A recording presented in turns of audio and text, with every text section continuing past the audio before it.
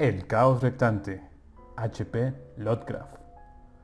Mucho es lo que se ha escrito acerca de los placeres y los sufrimientos del opio, los éxtasis y horrores de que Quincy y los paradis artificiales de Baudelaire son conservados e interpretados con tal arte que los hace inmortales, y el mundo conoce a fondo la belleza, el terror y el misterio de esos oscuros reinos donde el soñador es transportado. Pero aunque mucho es lo que se ha hablado, ningún hombre ha osado todavía detallar la naturaleza de los fantasmas que entonces se revelan en la mente, o de sugerir la dirección de los inauditos caminos por cuyo adornado y exótico curso se ve irresistiblemente lanzado el adicto. De Quincy fue arrastrado a Asia, esa fecunda tierra de sombras nebulosas, en cuya terrible antigüedad es tan impresionante que la inmensa edad de la raza y el nombre se impone sobre el sentido de juventud en el individuo. Pero él mismo no osó ir más lejos. Aquellos que han ido más allá rara vez volvieron, y cuando lo hicieron, fue siempre guardando silencio o sumidos en la locura.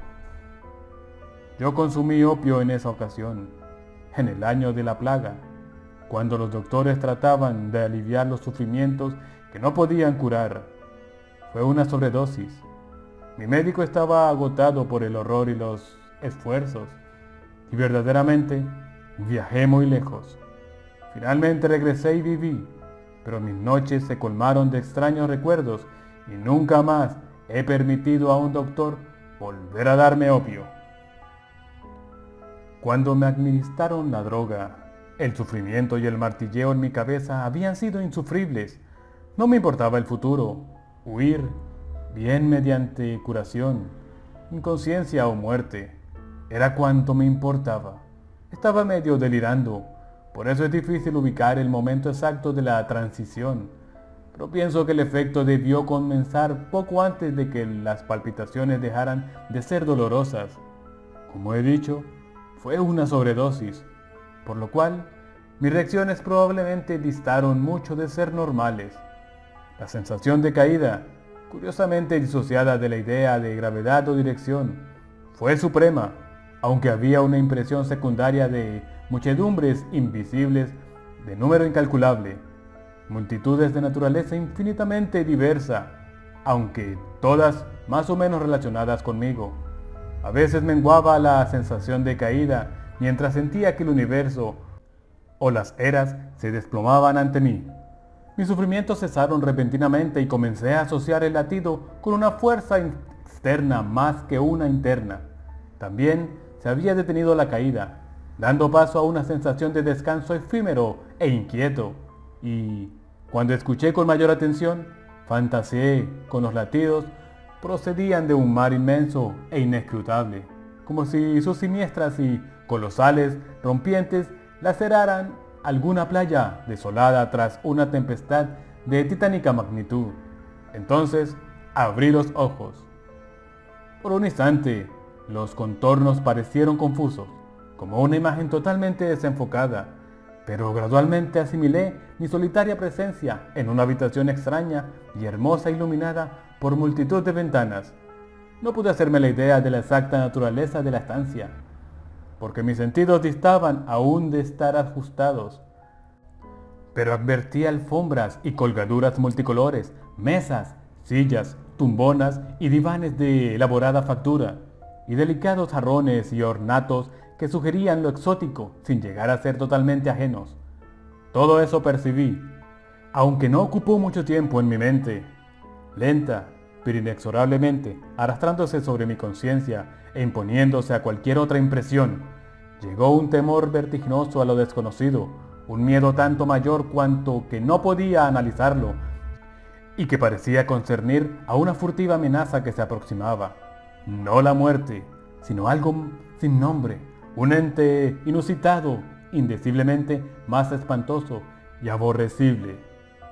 Inmediatamente me percaté de que el símbolo directo y excitante de mi temor era el odioso martilleo cuyas incesantes reverberaciones batían enloquecedoramente contra mi exhausto cerebro.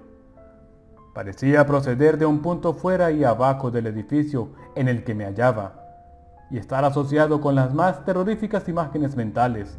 Sentí que algún horrible paisaje u objeto acechaban más allá de los muros tapizados de seda. Me sobrecogí ante la idea de mirar por las arqueadas ventanas enrejadas que se abrían tan insólitamente por todas partes, descubriendo póstigos adosados a esas ventanas. Los cerré todos, evitando dirigir mis ojos al exterior largo de los muros en barrocos candelabros. La añadida sensación de seguridad que prestaban los póstigos cerrados y a la luz artificial calmaron algo mis nervios. Pero no fue posible acallar el monótono retumbar. Ahora que estaba más calmado, el sonido se convirtió en algo tan fascinante como espantoso. Abriendo una portezuela en el lado de la habitación cercano al martilleo, descubrí un pequeño y ricamente engalanado corredor que finalizaba en una tallada puerta y un amplio mirador. Me vi irresistiblemente atraído hacia este, aunque mis confusas aprehensiones me forzaban igualmente hacia atrás. Mientras me aproximaba, pude ver un caótico torbellino de aguas en la distancia. Enseguida, al alcanzarlo y observar el exterior en todas sus direcciones, la portentosa escena de los alrededores me golpeó con plena y devastadora fuerza. Contemplé una visión como nunca antes había observado, y de ninguna persona viviente puede haber visto, salvo en los delirios de la fiebre o en los infiernos del opio. La construcción se alzaba sobre un angosto punto de tierra, o lo que ahora era un angosto punto de tierra, remontando unos 90 metros sobre lo que últimamente debió ser un hirviente torbellino de aguas enloquecidas. A cada lado de la casa se abrían precipicios de tierra roja recién excavados por las aguas, mientras que enfrente las temibles olas continuaban batiendo de forma espantosa, devorando la tierra con terrible monotonía y deliberación. Como a 1 kilómetro se alzaban y caían amenazadoras rompientes de no menos de 5 metros de altura y, en el lejano horizonte, crueles nubes negras de grotescos contornos colgaban y acechaban como buitres malignos.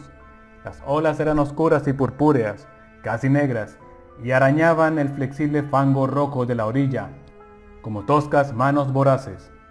No pude por menos que sentir que alguna nociva entidad marina había declarado una guerra a muerte contra toda la tierra firme, quizá instigada por el cielo enfurecido.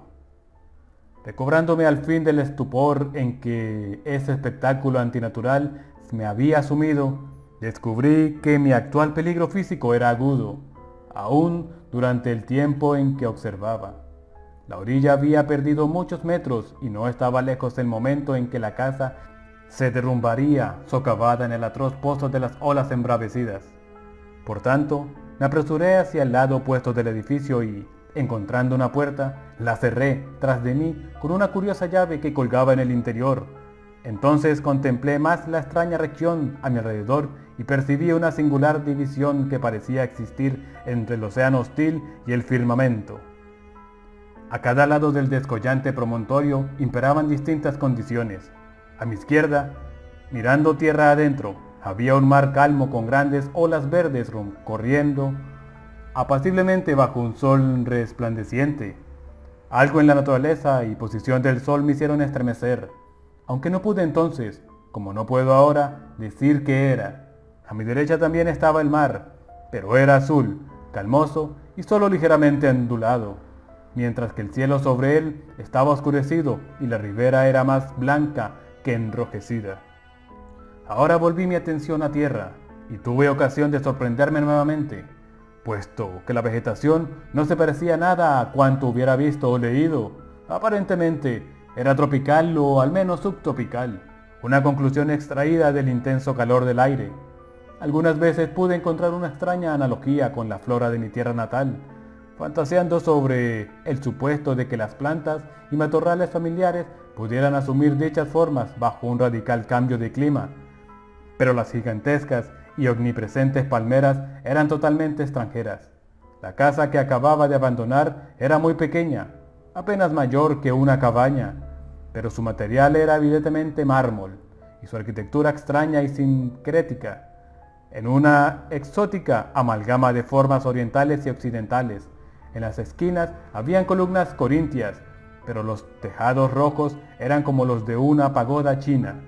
De la puerta que daba a tierra nacía un camino de singular arena blanca, de 1,5 metros de anchura, y bordeado por imponentes palmeras, así como por plantas y arbustos en flor desconocidos.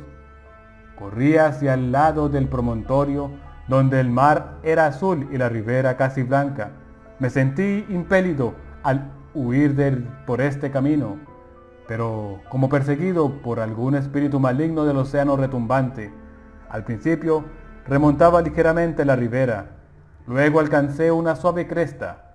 Tras de mí vi el paisaje que había abandonado, toda la punta con la cabaña y el agua negra, con el mar verde y a un lado y el mar azul al otro, y una maldición sin nombre e indescriptible cerniéndose sobre todo. No volví a verlo más y a menudo me pregunto, tras esta última mirada, me encaminé hacia adelante y escruté el panorama de tierra adentro que se extendía ante mí. El camino, como he dicho, corría por la ribera derecha si uno iba hacia el interior. Adelante y a la izquierda vislumbré entonces un magnífico valle que abarcaba miles de acres, sepultado bajo un oscilante manto de hierba tropical más alta que mi cabeza. Casi al límite de la visión había una colosal palmera que parecía fascinarme y reclamarme. Y en este momento el asombro y la huida de la península condenada habían, con mucho, disipado mi temor. Pero cuando me detuve y desplomé fatigado sobre el sendero, hundiendo ociosamente mis manos en la cálida arena blancuzco dorada, un nuevo y agudo sonido de peligro me embargó. Algún terror en el alta hierba sibilante pareció sumarse a la del diabólico mar retumbante y me alcé gritando fuerte y desabridamente: ¡Tigre! ¡Tigre! ¡Es un tigre! ¡Bestias! ¡Bestias! Es una bestia lo que me atemoriza. Mi mente retrocedía hasta una antigua y clásica historia de tigres que había leído. Traté de recordar el autor, pero tuve alguna dificultad. Entonces, en mitad de mi espanto, recordé que el relato pertenecía a Rudyard Kipling. No se me ocurrió lo ridículo que resultaba considerarle como un antiguo autor. Anhelé el volumen que contenía esta historia y casi había comenzado a desandar el camino hacia la cabaña condenada, cuando el sentido común y el señuelo de la palmera me contuvieron. Si hubiera o no podido resistir el deseo de retroceder sin el concurso de la fascinación por la inmensa palmera, es algo que no sé. Su atracción era ahora predominante, y dejé el camino para arrastrarme sobre brazos y rodillas por la pendiente del valle, a pesar de mi miedo hacia la hierba y las serpientes que pudiera albergar. Decidí luchar por mi vida y cordura tanto como fuera posible y contra todas las amenazas del mar o tierra, aunque a veces temía la derrota mientras el enloquecido silbido de la misteriosa hierba se unía al todavía audible e irritable batir de las distantes rompientes. Con frecuencia debía detenerme y tapar mis oídos con las manos para aliviarme, pero nunca pude acallar del todo el detestable sonido. Fue tan solo tras eras, o así me lo pareció, cuando finalmente pude arrastrarme hasta la increíble palmera y reposar bajo su sombra protectora. Entonces ocurrieron una serie de incidentes que me transportaron a los opuestos extremos del éxtasis y el horror, sucesos que temo recordar y sobre los que no me atrevo a buscar interpretación. Apenas me había arrastrado bajo el colgante follaje de la palmera, cuando brotó de entre sus ramas un muchacho de una belleza como nunca antes viera. Aunque sucio y harapiento, poseía las facciones de un fauno o semidios, e incluso parecía irradiar en la espesa sombra del árbol. Sonrió tendiendo sus manos, pero antes de que yo pudiera alzarme y hablar, escuché en el aire superior la exquisita melodía de un canto, notas altas y bajas, tramadas con etérea y sublime armonía. El sol se había hundido ya bajo el horizonte, y en el crepúsculo vi una aureola de mansa luz rodeando la cabeza del niño. Entonces se dirigió a mí con timbre argentino. Es el fin. Han bajado de las estrellas a través del ocaso. Todo está colmado y más allá de las corrientes Arinuarias. Moraremos felices en Teloe. Mientras el niño hablaba, descubrí una suave luminosidad a través de las frondas de las palmeras y vi alzarse, saludando a dos seres que supe debían ser parte de los maestros cantores que había escuchado. Debían ser un dios y una diosa, porque su belleza no era la de los mortales. Y ellos tomaron mis manos diciendo: «Ven, niño, has escuchado las voces y todo está bien.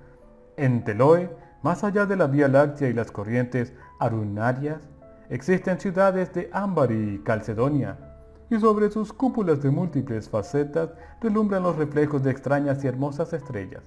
Bajo los puentes de marfil de Teloe fluyen los ríos de oro líquido, llevando embarcaciones de placer rumbo a la floreciente Citarión de los 7 soles.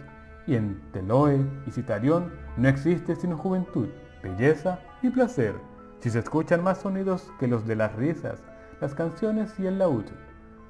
Solo los dioses moran en Teloe, la de los ríos dorados, pero entre ellos tú habitarás». Mientras escuchaba embelesado, me percaté súbitamente de un cambio en los alrededores. La palmera, que últimamente había resguardado a mi cuerpo exhausto, estaba ahora a mi izquierda y considerablemente debajo. Obviamente flotaba en la atmósfera, acompañado no solo por el extraño chico y la radiante pareja, sino por una creciente muchedumbre de jóvenes y doncellas semiluminosos y coronados de vides, con cabelleras sueltas y semblante feliz. Juntos ascendíamos lentamente, como en alas de la fragante brisa que soplara, no desde la tierra sino en dirección a la nebulosa dorada. Y el chico me susurró en el oído que debía mirar siempre a los senderos de luz y nunca abajo, a la esfera que acababa de abandonar. Los mozos y muchachas entonaban ahora dulces acompañamientos con sus laúdes, y me sentía envuelto en una paz y felicidad más profunda de lo que hubiera imaginado en toda mi vida. Cuando la intrusión de un simple sonido alteró mi destino, destrozando mi alma, a través de los arrebatados esfuerzos de cantores y tañedores de laúd, como una armonía burlesca y demoníaca, atronó desde los golfos inferiores el maldito, el detestable batir del odioso océano. Y cuando aquellas negras rompientes rugieron su mensaje en mis oídos, olvidé las palabras del niño y miré abajo, hacia el condenado paisaje del que creía haber escapado. En las profundidades del éter vi la estigmatizada tierra girando, siempre girando, con irritados mares tempestuosos consumiendo las salvajes y arrasadas costas y arrojando espuma contra los tambaleantes torres de las ciudades desalojadas.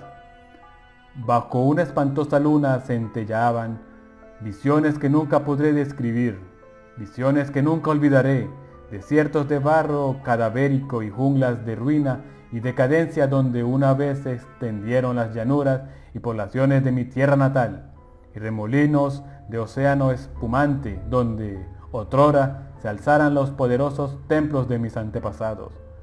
Los alrededores del Polo Norte hervían con ciénagas de estrepitoso crecimiento y vapores malsanos que silbaban ante la embestida de las inmensas olas que se encrespaban, lacerando desde las terribles profundidades.